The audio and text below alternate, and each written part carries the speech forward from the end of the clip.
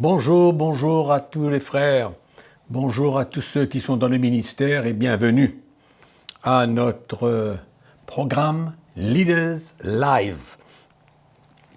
Nous croyons que chaque semaine, l'Esprit du Seigneur nous parle, nous encourage, nous montre le chemin dans le service de Dieu et cela nous confronte, cela nous challenge.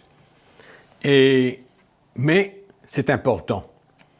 C'est important de s'examiner, c'est important de s'arrêter, c'est important qu'en écoutant la parole de Dieu, l'Esprit du Seigneur nous éclaire, nous encourage, mais nous confronte en même temps, afin que nous puissions redresser ce qui a besoin d'être redressé. Et je crois que même les serviteurs de Dieu ont besoin, souvent, ou de temps à autre, être redressés.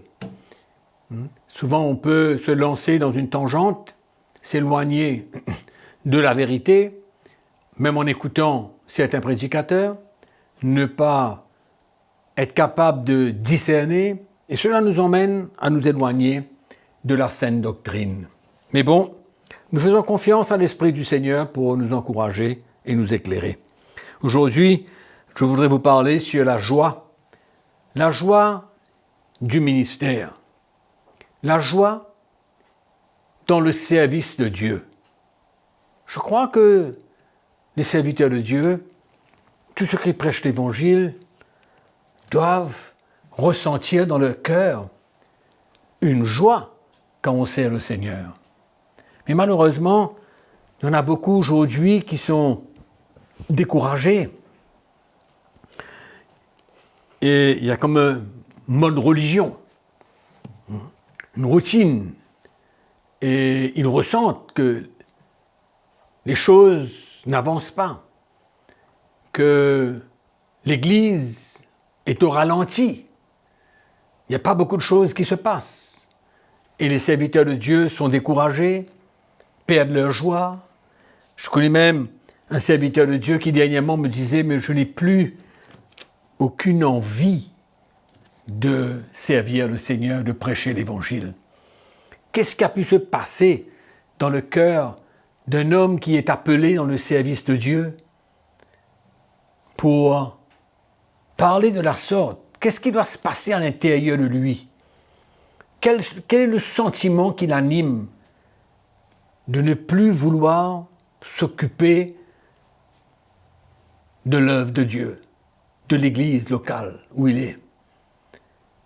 C'est pourquoi il y en a beaucoup aujourd'hui, même qui sont dépressifs. Des pasteurs qui abandonnent, qui n'arrivent pas à continuer la route, à persévérer.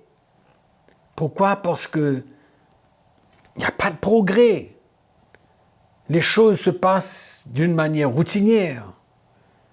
Et l'Église est au ralenti. Donc ça emmène beaucoup de frustration, beaucoup de questions, et la joie dans le service de Dieu est enlevée. Et ce n'est pas normal. Bien que le service de Dieu n'est pas toujours, allons dire, plaisant, mais à l'intérieur de nous, il y a une joie qui doit nous animer dans le service de Dieu. Qu'est-ce qui fait, la question qu'on peut se poser, qu'est-ce qui fait la joie du ministère? Je ne vais pas vous parler de 7 petites choses que je crois un pasteur, un serviteur de Dieu doit pouvoir expérimenter, et que cette joie du Seigneur en lui doit pouvoir se manifester.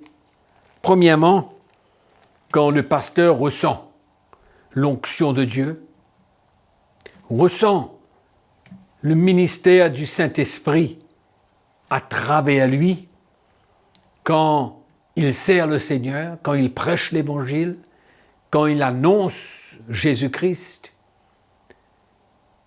Mais par contre, quand il n'y a pas cette onction de Dieu, il n'y a pas cette transmission de la vie de Christ, comme Paul parle, dans 2 Corinthiens 4, il n'y a pas le ministère de l'Esprit et à un moment donné, ça devient décourageant. Mais il y a une grande joie quand on expérimente le ministère du Saint-Esprit et qu'on ressent, qu'on transmet les choses dans le cœur des hommes, que l'Esprit de Dieu est à l'œuvre, qu'il parle, qu'il touche les cœurs. Et c'est ça qui emmène une grande joie dans la vie d'un serviteur de Dieu. Dans 1 Corinthiens chapitre 2, nous pouvons lire un petit peu Paul qui vient dire au chapitre 2, au verset 2, il dit « Je n'ai pas eu la pensée de savoir parmi vous une autre chose que Jésus-Christ et Jésus-Christ crucifié.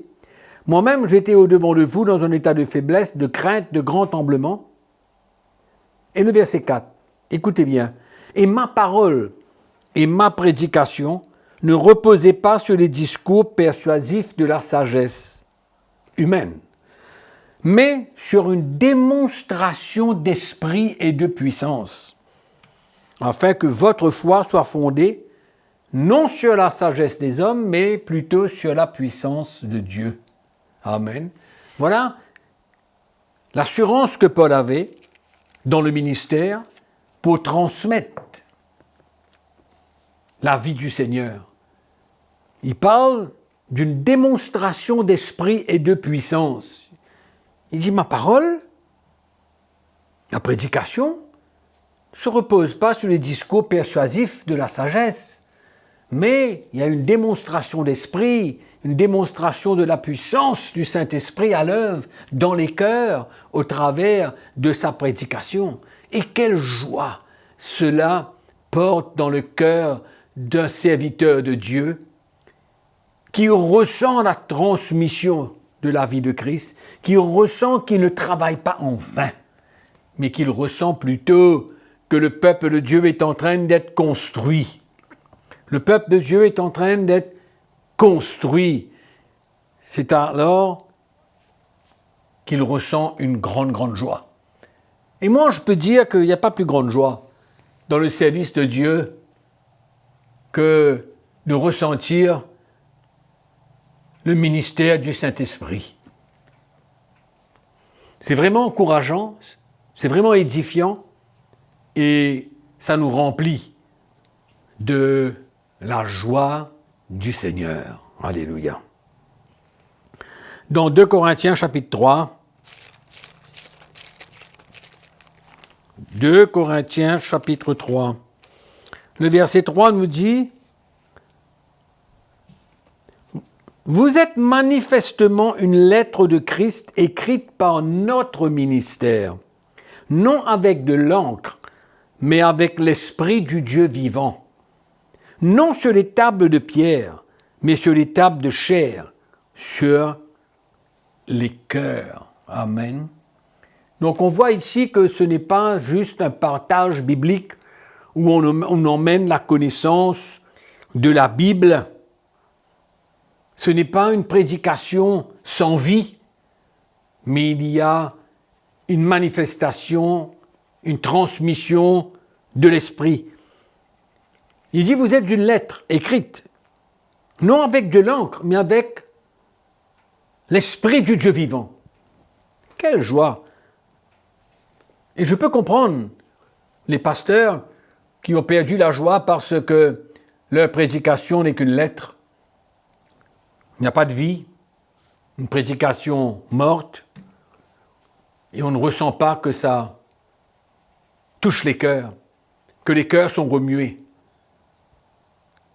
Mais par contre, c'est important de servir le Seigneur de cette manière. Amen. Donc, la deuxième chose qui amène la joie dans le cœur du serviteur de Dieu, c'est quand il voit les chrétiens grandir. Grandir spirituellement. Parvenir à une maturité. Se perfectionner. Sortir de leur esclavage. Pouvoir tenir ferme dans les moments difficiles. pouvoir faire face aux persécutions, pouvoir marcher dans la victoire sur le péché. Quelle joie que cela emmène dans le cœur d'un pasteur, d'un serviteur de Dieu, d'un ancien, de voir les chrétiens être affermis, établis sur un fondement solide. Dans 1 Thessaloniciens, l'apôtre Paul parle de sa joie. Au chapitre 3, au verset 8 et 9, nous lisons « Car maintenant nous vivons puisque vous demeurez fermes dans le Seigneur. Quelles actions de grâce, en effet, nous pouvons rendre à Dieu à votre sujet pour toute la joie que nous éprouvons à cause de vous devant notre Dieu. » Alléluia. Extraordinaire. La joie que cela porte à un serviteur de Dieu quand les chrétiens sont affermis, traversent des épreuves, s'identifient avec Christ, mais ils persévèrent. Ils persévèrent quand même. Ils sont persévérants et patients. Ils ont la foi. Ils grandissent.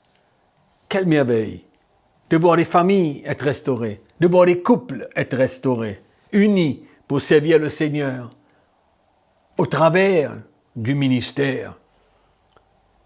C'est ça, le bon berger qui veille sur son troupeau, qui a la joie de voir ses brebis, bien sûr que ce sont les brebis du Seigneur, mais les brebis que le Seigneur l'a confiées, grandir, devenir des hommes faits, de plus en plus se perfectionner, progresser dans leur marche. Là où ils avaient failli, maintenant ils remportent la victoire.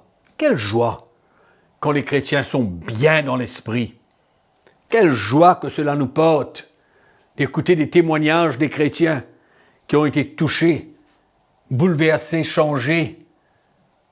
Ils ont un témoignage pour glorifier Jésus. Amen. Et quelle joie dans le cœur d'un serviteur de Dieu, de voir le peuple de Dieu marcher dans la victoire et grandir, comprendre les choses de l'esprit, comprendre les choses de l'esprit. Troisième chose, j'ai vécu des moments où dans le leadership de l'Église, il n'y avait point d'unité. Il y avait des conflits, il y avait des séparations, il y avait de la compétition, chacun avait sa propre vision, et c'était compliqué, difficile à vivre, décourageant souvent, fatigué par ces situations, parce qu'il n'y avait pas d'unité au sein du leadership. Et quand il n'y a pas d'unité au sein du leadership, il n'y a pas d'unité au sein de l'Église. On peut dire ce qu'on veut, l'Église ne pourra jamais marcher dans l'unité et dans l'amour si le leadership n'est pas uni. Et quelle joie que cela porte dans le cœur d'un serviteur de Dieu de ressentir l'unité qu'il y a avec ceux qui travaillent dans le leadership et bien sûr dans l'Église. Quand le peuple de Dieu est uni, quand le peuple de Dieu marche dans l'amour, quand ils se tiennent la main, quand ils s'encouragent les uns les autres, l'unité. Philippiens chapitre 2, lisons. Dans l'épître aux Philippiens, au chapitre 2, verset 2. On dit le verset 1. Si donc il y a quelque consolation en Christ, s'il y a quelque soulagement dans l'amour, s'il y a quelque communion d'esprit, s'il y a quelque compassion et quelque miséricorde, rendez ma joie parfaite, ayant un même sentiment, un même amour, une même âme, une même pensée. Amen. Paul dit, rendez ma joie parfaite. Quand il y a une unité d'âme et d'esprit. Alléluia. Quand le peuple de Dieu marche ensemble dans l'unité, dans le même cœur, dans le même esprit, d'une même âme. Quelle joie extraordinaire. Paul dit, vous pouvez avoir quelque soulagement dans l'amour, quelque communion d'esprit, mais rendez ma joie parfaite ayant un sentiment, un même sentiment, une même pensée, une même âme, un même amour. Amen. L'unité dans l'amour. L'unité de cœur et d'esprit. Cela fait la joie d'un serviteur de Dieu. Pourquoi? Parce qu'il n'aura pas travaillé en vain. Alléluia. Il n'aura pas travaillé en vain. Mais de voir l'unité dans le livre des Actes des Apôtres, au chapitre 4, il est écrit dans le verset 12, il n'y avait pas que 10 chrétiens, il y avait une multitude de nouveaux convertis. Et au travers du ministère des apôtres dans la première église, au chapitre 4, il est écrit « La multitude de ceux qui avaient cru n'était qu'un cœur et qu'une âme. » Amen. Nul ne disait que ses biens lui appartenaient en propre, mais tout était commun entre eux. La multitude de ceux qui avaient cru n'était qu'un cœur et qu'une âme. Ça, c'est la vraie unité. Et la vraie unité, je veux mettre une parenthèse ici, ne peut être réelle et vraie qu'à travers le vrai message de l'Évangile, le vrai message de la croix du Christ qui emmène le chrétien à perdre sa vie et à considérer son frère et sa sœur comme plus grands que lui ou elle. C'est le message de la croix qui emmène cette unité. Et quelle joie extrême dans le cœur d'un serviteur de Dieu quand le peuple de Dieu marche ensemble dans l'unité, une même âme, un même cœur. Amen. Et quand nous voyons dans le livre des Actes des Apôtres au chapitre 13, qu'il y avait dans l'église d'Antioche plusieurs serviteurs de Dieu et ils priaient, la parole de Dieu nous dit, ils étaient dans le jeûne, dans la prière, et le Saint-Esprit leur dit, mettez à part Barnabas et Saul pour l'œuvre à laquelle ils ont été appelés. Il y avait l'unité parmi eux. Le Saint-Esprit parlait, communiquait. Et c'est ça que nous cherchons. Et c'est ça qui emmène la joie dans le cœur d'un serviteur de Dieu. Quand le leadership est uni, qu'il y a un même cœur, quand il y a de la repentance, quand il y a de l'humilité, tout ça c'est l'œuvre du message de Christ, le message de la croix de Christ.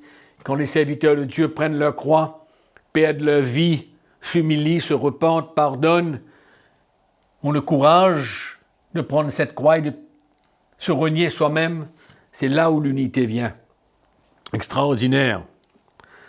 Parce qu'aujourd'hui, il y a beaucoup de problèmes de division dans l'Église, d'instabilité, même au sein des dénominations, où les pasteurs sont membres d'une même dénomination. Mais au milieu même de cette dénomination, il y a des conflits. Il y a de l'instabilité. Mais on est membre de la dénomination, on est là, on continue, mais il n'y a pas cette joie extraordinaire de pouvoir ressentir le cœur de tous ceux avec qui on travaille. C'est extraordinaire, l'unité dans le leadership. Et la quatrième chose qui emmène la joie dans le cœur des serviteurs de Dieu, c'est voir la puissance de l'Évangile à l'œuvre dans les cœurs.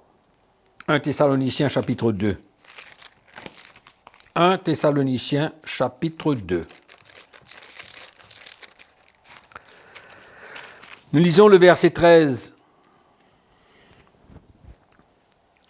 Paul dit, c'est pourquoi nous rendons continuellement grâce à Dieu de ce qu'en recevant la parole de Dieu, que nous vous avons fait entendre, vous l'avez reçue, non comme la parole des hommes, mais ainsi qu'elle est véritablement comme la parole de Dieu qui agit en vous qui croyez.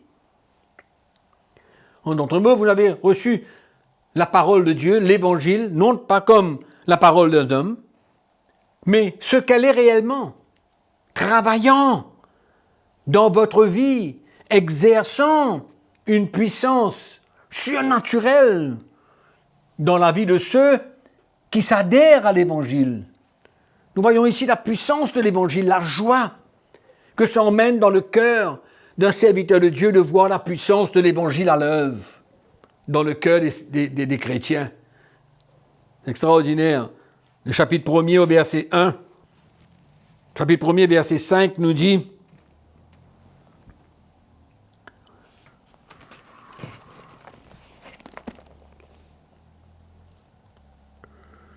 Notre évangile ne vous a pas été prêché en parole seulement, mais avec puissance, avec l'Esprit Saint, avec une pleine persuasion, car vous n'ignorez pas que nous nous sommes montrés ainsi parmi vous à cause de vous. Et vous avez été mes imitateurs et ceux du Seigneur, en recevant la parole au milieu de beaucoup d'afflictions, avec la joie du Saint-Esprit, en sorte que vous êtes devenus un modèle pour les chrétiens de la Macédoine et de l'Achaïe. Quelle joie de voir la puissance de l'Évangile, de voir la puissance du vrai Évangile dans le cœur des chrétiens. Et qu'est-ce que ça emmène dans leur cœur? Qu'est-ce que ça fait dans leur vie? Comment ça œuvre profondément? Comme la parole de Dieu nous dit, la parole de Dieu est vivante et efficace, plus tranchante qu'une épée quelconque à 2 tranchants.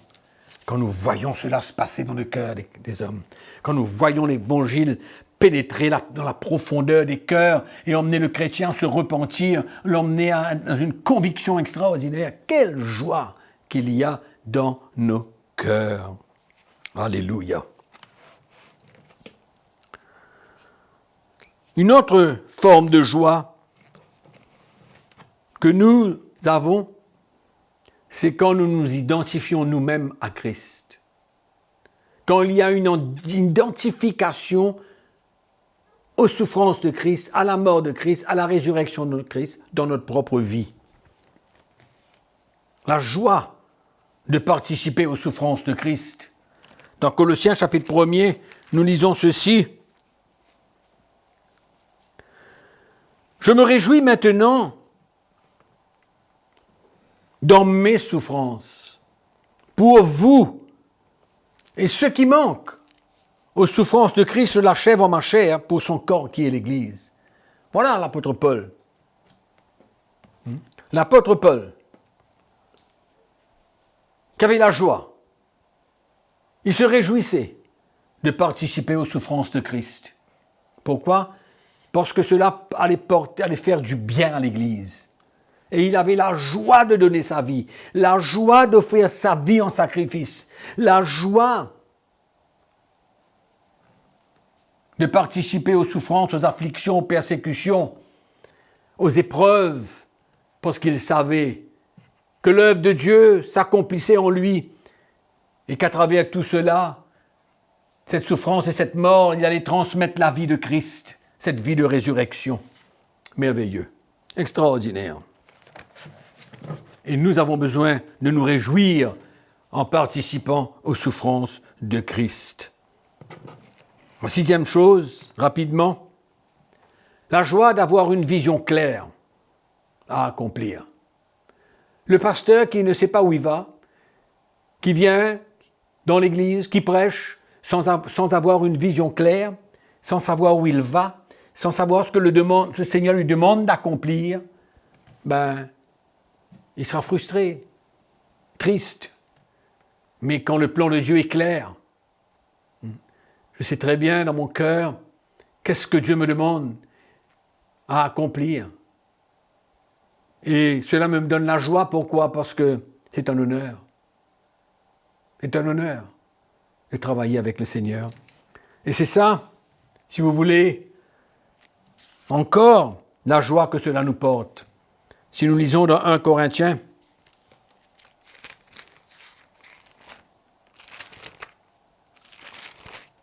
chapitre 3, Paul parle de la grâce qui lui a été donnée, mais avant cela, au verset 9, il dit « Car nous sommes ouvriers avec Dieu. Vous êtes le champ de Dieu, l'édifice de Dieu. » Qu'est-ce que Paul est en train de dire? Nous construisons vos vies en travaillant avec Jésus. D'être co-ouvrier avec lui. Un ouvrier travaille, un ouvrier construit. Et Paul œuvrait avec Jésus. Il était le serviteur de Dieu. Il était le porte-parole de Dieu. Il était honoré de pouvoir travailler avec le Seigneur. Quelle joie de travailler avec le Seigneur, de pouvoir être partenaire avec Jésus dans la construction de son Église, de savoir que nous ne travaillons pas en vain. Je vais vous lire un dernier verset dans Philippiens chapitre 3, au verset 12.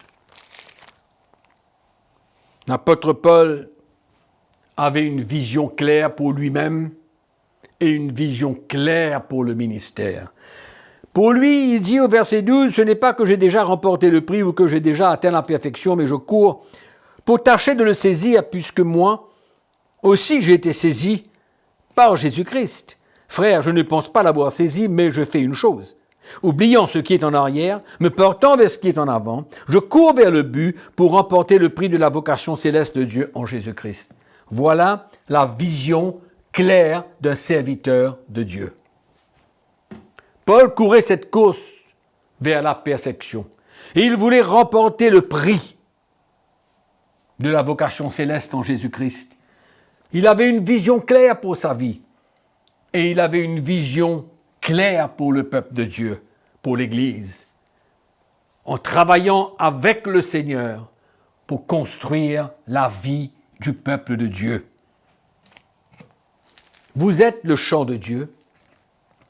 Vous êtes l'édifice de Dieu. C'est ça qui doit brûler dans le cœur du serviteur de Dieu.